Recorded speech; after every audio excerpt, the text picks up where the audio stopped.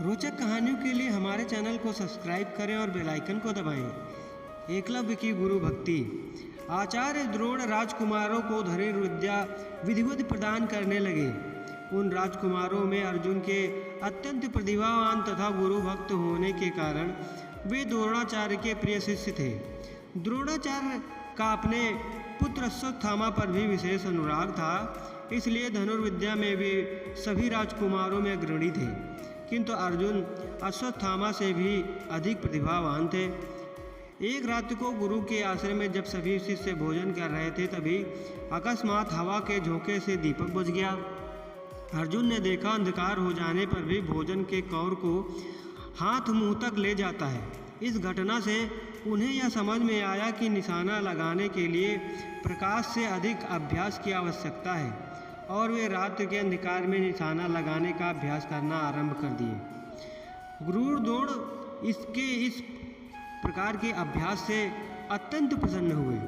उन्होंने अर्जुन को धनुर्विद्या के साथ ही गदा, तोमर, तलवार आदि शस्त्रों के उपयोग में निपुण कर दिया। उन्हीं दिनों हिरण्यधनु नामक निषाद का पुत्र एकलव्य भी धनुर्विद्या सीखने के उद्देश्य से द्रोणाचार्य के आश्रम में आया, किंतु निम्न वर्ग का होने के कारण गुरु द्रोणाचार्य ने उसे अपना शिष्य बनाने से मना कर दिया। निराश होकर एकलव्य वन में चला गया। उसने द्रोणाचार्य की एक मूर्ति बनाई और उस मूर्ति को गुरु मानकर धनुर्विद्या का अभ्यास करने लगा। एकाग्रचित्त से साधना करते हुए अल्पकाल में ही वह धनुर्विद्या में अत्यंत निपुण हो गया।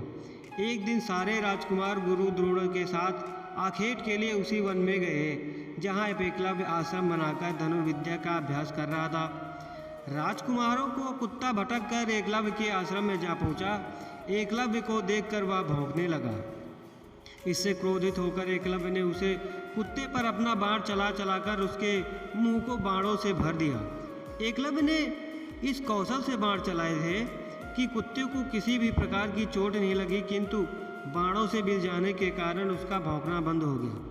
कुत्ते के लौटने पर जब अर्जुन ने धनुर्विद्या की इस कौशल को देखा तो वे द्रोणाचार्य से बोले, हे गुरुदेव, इस कुत्ते के मुंह में जिस कौशल से बाण चलाए गए हैं, इससे प्रतीत होता है कि यहाँ पर कोई मुझसे भी बड़ा धनुर्धर रहता है।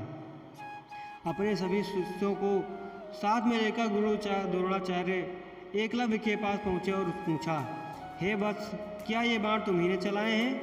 एकलव्य ने स्वीकार करने पर उन्होंने पुनः प्रश्न किया, तुम्हें धनुर्विद्या की शिक्षा देने वाला कौन है? एकलव्य ने उत्तर दिया, गुरुदेव, मैंने तो आपको ही गुरु स्वीकार करके धनुर्विद्या सीखी है। इतना कहकर उसने द्रोणाचार्य की उनकी मूर्ति के समक्ष ले जाकर खड़ा कर दिया।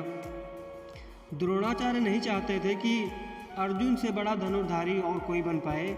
वे एकलव्य से बोले, यदि मैं तुम्हारा गुरु हूँ तो तुम्हें मुझको गुरु दक्षिणा देनी होगी। एकलव्य बोला, गुरुदेव, गुरु दक्षिणा के रूप में आप मुझसे जो भी मांगेंगे मैं देने के लिए तैयार हूँ। इस पर गुरु द्रोणाचार्य ने एकलव्य से गुरु दक्षिणा के रूप में उसके दाहिने हाथ के अंगूठे को मांग की। एकलव्य ने सहर्ष अपना अंगूठा दे दिया। इस प्रकार एकलव्य अपने हाथ से धनुष चलाने में असमर्थ हो गया और अपने पैरों से धनुष चलाने का अभ्यास करना प्रारंभ कर दिया। दोस्तों, आपको ये कहानी कैसी लगी कमेंट करके बताइएगा।